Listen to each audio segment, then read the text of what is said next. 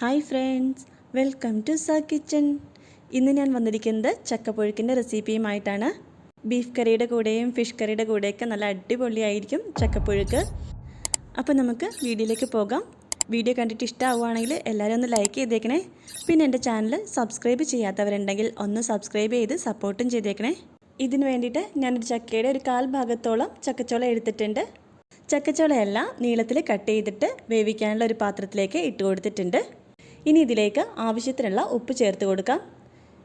ഇനി ഇതിലേക്ക് ഒരു 1/4 ടീസ്പൂൺ മഞ്ഞൾപ്പൊടിയും കൂടി ചേർത്ത് കൊടുക്കുന്നുണ്ട്. എന്നിട്ട് ഇത് നമുക്ക് നല്ലവണ്ണം ഒന്ന് മിക്സ് ചെയ്ത് കൊടുക്കാം. മിക്സ് ചെയ്തതിന് ശേഷം ഇതിലേക്ക് 1 കപ്പ് വെള്ളം ഒഴിച്ച് കൊടുക്കുന്നുണ്ട്. എന്നിട്ട് ഇത് നമുക്കൊന്ന് അടച്ചു വെച്ച് വേവിച്ചെടുക്കാം. ഇതിവിടെ ഇരുന്ന് വേകട്ടെ. ഈ സമയത്ത് നമുക്ക് ഇതിന് വേണ്ടിയിട്ടുള്ള അരപ്പ് തയ്യാറാക്കിയെടുക്കാം. അരപ്പ് തയ്യാറാക്കാനായിട്ട് ഞാനിവിടെ 1 കപ്പ് തേങ്ങ എടുത്തിട്ടുണ്ട്. ഇനി ഇതിലേക്ക് ഒരു 4 ചെറിയ ഉള്ളി ഇട്ട് കൊടുക്കുന്നുണ്ട്. ഇനി ഇതിലേക്ക് ഒരു 3 അല്ലി വെളുത്തുള്ളി ഇട്ട് കൊടുക്കുന്നുണ്ട്. ഇനി ഇതിലേക്ക് എരിവിന് വേണ്ടിയിട്ട് 2 പച്ചമുളക് ചേർത്ത് കൊടുക്കുന്നുണ്ട്. നിങ്ങളുടെ കയ്യിൽ കാന്താരി മുളക് ഉണ്ടെങ്കിൽ അത് ചേർത്ത് കൊടുക്കാം. ചക്കപ്പുഴുക്കൊക്കെ ഉണ്ടാക്കുമ്പോഴത്തേക്കും കാന്താരി മുളക് ഇട്ട് ഉണ്ടാക്കുവാണെങ്കിൽ നല്ലൊരു ടേസ്റ്റ് തന്നെയായിരിക്കും. ഇനി ഇതിലേക്ക് 1/4 ടീസ്പൂൺ മഞ്ഞൾപ്പൊടി ചേർത്ത് കൊടുക്കുന്നുണ്ട്.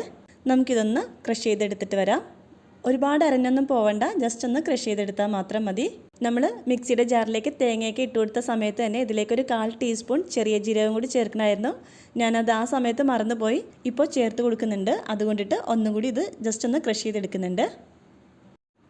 നമ്മളുടെ ചക്ക വെന്ത് വന്നിട്ടുണ്ട്. ഇനി നമുക്കിതിലേക്ക് അരച്ച് വെച്ചിരിക്കുന്ന അരപ്പ് ചേർത്ത് കൊടുക്കാം. എന്നിട്ട് തീയൊന്ന് ലോ ഫ്ലെയിമിൽ വെച്ചിട്ട് നമുക്കിത് നല്ലവണ്ണം ഒന്ന് മിക്സ് ചെയ്ത് കൊടുക്കാം. ഈ സമയത്ത് നിങ്ങൾക്കിത് അടി പിടിക്കുമെന്ന് തോന്നുന്നുണ്ടെങ്കിൽ കുറച്ച് വെള്ളം ഒഴിച്ചു കൊടുക്കാം. വളരെ കുറച്ച് മാത്രം, ഒന്ന് ചൂടുവെള്ളം ഇതിലേക്ക് ഒഴിച്ചു കൊടുക്കാം. ഞാനിപ്പോൾ ചൂടുവെള്ളമൊന്നും ഒഴിച്ചു കൊടുക്കുന്നില്ല. ഇത് നമുക്ക് നല്ലവണ്ണം ഒന്ന് മിക്സ് ചെയ്ത് കൊടുക്കാം. നല്ലവണ്ണം മിക്സ് ചെയ്തതിന് ശേഷം നമുക്കിതൊന്ന് നല്ലവണ്ണം ഒന്ന് ഉടച്ചെടുക്കാം. നന്നായിട്ട് വെന്ത ചക്ക ആയതുകൊണ്ട് തന്നെ പെട്ടെന്ന് ഉടഞ്ഞ് കിട്ടും.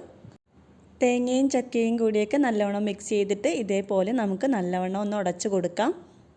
ഇടുക്കി സൈഡിലൊക്കെ നമ്മൾ ഇതേപോലെ ചക്കയൊക്കെ വേവിച്ചിട്ട് ഇത് നല്ലവണ്ണം ഇതേപോലെ ഒന്ന് ഉടച്ചെടുത്തിട്ട് കടുക് താളിച്ചൊഴിക്കാതെ കഴിക്കുവാണ് ചെയ്യുന്നത്.